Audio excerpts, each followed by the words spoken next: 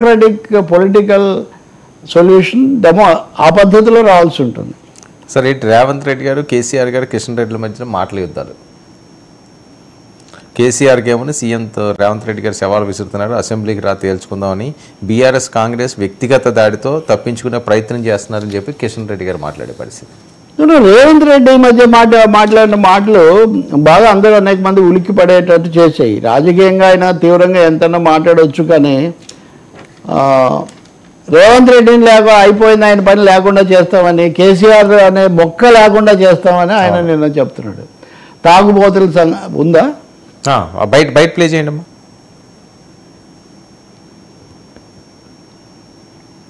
PCR Revanth ఈ రోజులు నువ్వు అంటే గౌరవ మర్యాద ఉండే, అందుకే మాట్లాడేటప్పుడు ఆచితూచి మాట్లాడేటోని కిషన్ రెడ్డి గురించి. కానీ కిషన్ రెడ్డి మీద ఉన్న గౌరవం నాకు 100% పోయింది. తెలంగాణ రాష్ట్ర ఏర్పాటుని వ్యతిరేకించి తెలంగాణ రాష్ట్ర పౌరుషాన్ని అవమానించిన నరేంద్ర మోడీకి నువ్వు గులాంగా మారినవంటే నువ్వు తెలంగాణ బతకడానికి అర్హత కోల్పోయినవు. కిషన్ రెడ్డి తట్టపెట్ట సర్దుకొని నడువు గుజరాత్కు, నువ్వు ఆన్ని పోయి గులాంగిరి చేసుకో. ఇన్ని రోజులు నువ్వు అంటే గౌరవ మర్యాద. సరే, అవును, ఇంతకంటే కేసీఆర్ మీద ఇంకా చాలా తీవ్రమైన మాట. కేసీఆర్ మీద బయట కూడా ఉంటే ప్లే చేయండి అమ్మా. అంతకుముందు కూడా కేసీఆర్ ఇలా పోతాడు అలా పోతాడు ఇవన్నీ. కేసీఆర్ అనే మొక్కను మళ్ళీ మొలవని అని తెలంగాణ రాష్ట్రంలో రాసి పెట్టుకోండి. చెప్పిన నాడు ఓడిస్తాని, ఓడించిన పార్లమెంటులో గుండు సున్నా అని చెప్పిన గుండు సున్నా తెచ్చిన ఇవాళ నీ పార్టీని మళ్ళీ మొలకెత్తనియనని ఈ వరంగల్ గడ్డ మీద నుంచే చెప్తున్న కేసీఆర్ కాసుకో, చూద్దాం కేసీఆర్ అనే మొక్కను మళ్ళీ. ఇది సరే, ఏ మొక్కలైనా ఏ మానలైనా ప్రజలే నీళ్లు పోసి పెంచుతారు సార్. ఇప్పుడు రేవంత్ రెడ్డి లాంటి యువ నాయకుడు ఈ కాంగ్రెస్ బలహీనపడి ఉన్న దాంట్లో వచ్చి ముఖ్యమంత్రి అవుతాడని ఎవరు అనుకున్నారండి? కేసీఆర్ విధానాలు, వాటి మీద వచ్చిన అసంతృప్తి, వీటి మధ్య వచ్చింది ఆయన అధిష్టానాన్ని మెప్పించి ముఖ్యమంత్రి కాగలిగాడు. విధానపరంగా చాలా విమర్శలు చేయొచ్చు, తప్పొప్పులు చేయొచ్చు, కానీ కేసీఆర్ కుక్క చావు అని, లేకపోతే కేసీఆర్ అనే మొక్క మొలవనివ్వనని, ఈ నేల మీద ఉండనివ్వనని, కిషన్ రెడ్డి తట్టాబుట్టా సర్దుకొని, ఇవన్నీ కూడా ప్రజాస్వామ్యం. ముఖ్యమంత్రికి అధికారం లేదు. మొదటిది నేను చెప్పేది. అవును, Revanth Reddy is well known to me, నాకు మంచి మిత్రుడు కూడా, కానీ ఇప్పుడు ముఖ్యమంత్రి స్థాయిలో కాదు, మామూలుగా వ్యక్తిగా చెప్తున్నా. ఆయన ఉండే అర్హత లేదు, అసలు ఉండనివ్వను ఎవరు. ఇదేనండి చంద్రబాబుని ఇలా తిట్టి మళ్ళీ ఆయన ఇప్పుడు మూడో వంతు సీట్లు మొత్తం ఆయన తెచ్చుకొని అసెంబ్లీకి వచ్చాడు. సార్, ప్రజాస్వామ్యంలో ఉన్నామని ముఖ్యమంత్రులు, మాజీ ముఖ్యమంత్రులు, నాయకులు అందరూ గుర్తుపెట్టుకోవాలండి. ఇష్టం వచ్చినట్టుగా మాట్లాడి, ఇప్పుడు లగచర్లలో జరిగినటువంటి ఘటనలు చాలా దారుణమైనవి. ప్రజాస్వామిక తెలంగాణలో అటువంటివి జరిగి ఉండకూడదు. ముందు వాటికి విచారించకుండా, వాటికి ఏం జవాబు చెప్పకుండా చాలా విరుచుకుపడ్డాము. లేకపోతే ఎన్ని రోజులు మాట్లాడతామండి. ఒకప్పుడు గౌరవం ఉండే, ఇప్పుడు కాదు. రేవంత్ రెడ్డి ఎప్పుడు దూకుడుగానే మాట్లాడతాడు, కేసీఆర్ కూడా అలాగే మాట్లాడతారు. కానీ ముఖ్యమంత్రి స్థానంలోకి వచ్చిన తర్వాత తేడా ఉండాలి కదా. కానీ రేవంత్ రెడ్డి ఈ మధ్య ఎందుకో, ముఖ్యంగా గత వారం రోజుల నుంచి మటుకు తీవ్రమైన భాష వాడుతున్నారు. భాష కూడా ఎలా ఉంటుందంటే, మనం టపాకాయ కదా, అది ముట్టించిన తర్వాత ఇంకా దానికి ఏముండదు, అది అంతే. ఇప్పుడు ఇది కూడా అంతే అండి. మీరు పదాలు అలా వాడేసి అలవాటు చేశాక మీరు 2 పొరపాట్లు జరుగుతాయి. దానివల్ల మళ్ళీ మిమ్మల్ని కూడా అంతకంటే తీవ్రంగానే అవకాశం మీరే అవతల వాళ్ళకి ఇస్తారు. ఇది మొదటిది. రెండవది, ఇంకా ఎలాంటి విలువలు లేకపోతే ఎలాంటి కొలబద్దలు లేవు అన్న తర్వాత ఎవరైనా ఏదైనా మొత్తం వ్యవస్థ కూడా ఒక విధంగా చులకనైపోయే పరిస్థితి ఒకటి వస్తుంది. బీజేపీ మత రాజకీయాలు విమర్శించండి, కేసీఆర్ నిరంకుశత్వం చేశాడు లేకపోతే ఇంకొకటి అని మీరు చెప్పండి, అది వేరే విషయం. మిమ్మల్ని జైలుకు పంపించిన రోజు కేసీఆర్ అలాగే అనుకున్నారు.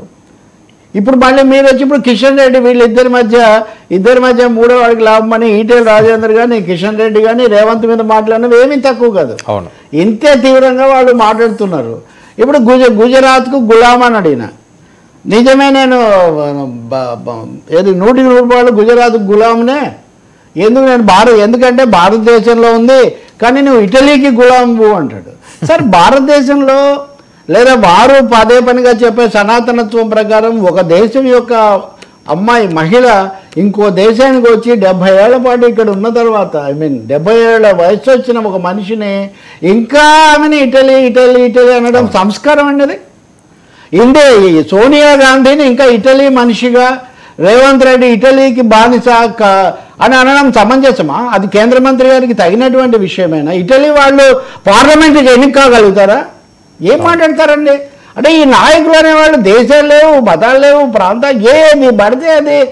ఒక ఆయన నువ్వు తాగుపోతు, వాడు ఎవరు తాగితే నీకెందుకు, ఏ బ్రాండ్ తాగితే నీకెందుకు, ఎన్ని రోజులు ఇంక ఎవరెవరు తాగుతారు తాగురు మనం ఈ లెక్కల్లోకి. ఇవేనా చర్చలు?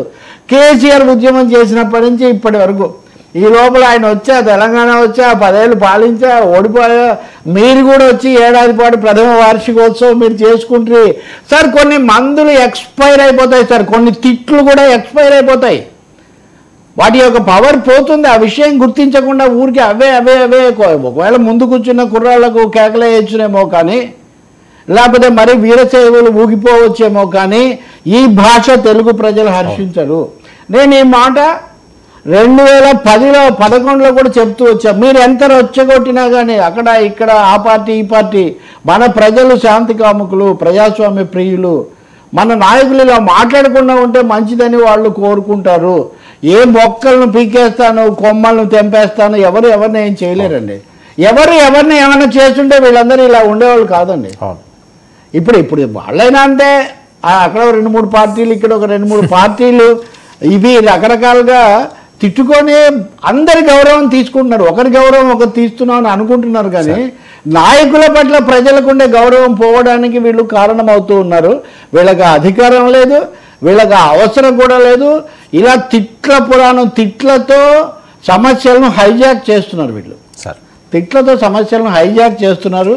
నా ఉద్దేశంలో బహుశా ఏవో అరెస్టులు ఇట్లాంటివన్నీ ఉద్దేశిస్తున్నారు రకరకాల కేంద్ర స్థాయిలో, కొన్ని రాష్ట్ర స్థాయి. ఇప్పుడు కేటీఆర్ ఉన్నాడు, ఆయన అచ్చంగా ఢిల్లీలోనే మకాం పెట్టి ఆయన వీళ్ళ మీద ఫిర్యాదులు ఆయన ఇస్తున్నాడు.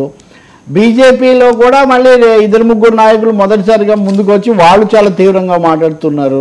కాబట్టి తెలంగాణ కుత ఉడుకుతుంది కాబట్టి ఈ బూతులు, ఈ చావులు, ఈ మొక్కలు పీకేయడాలు,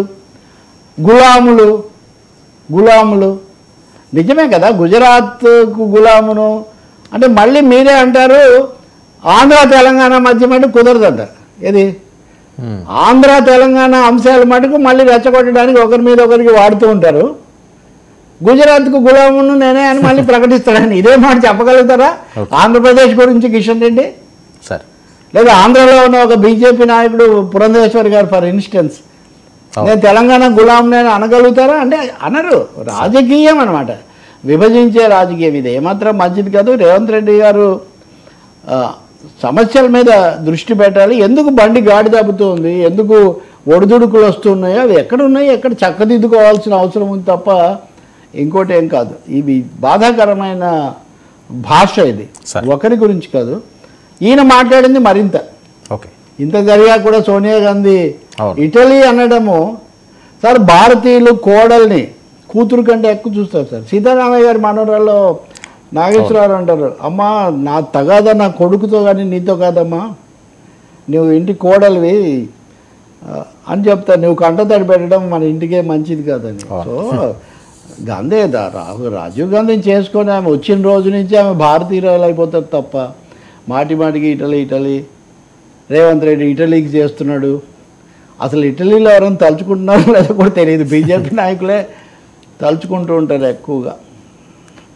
దురదృష్టం అండి. సమస్యల నుంచి పక్కకు పోయి దీని బదులు ఆ కాంట్రాక్ట్ కార్మికుల గురించో, ఆ లగచర్ల రైతుల గురించో చాలా సమస్యలు ఉన్నాయి. రైతులు వ్యవసాయ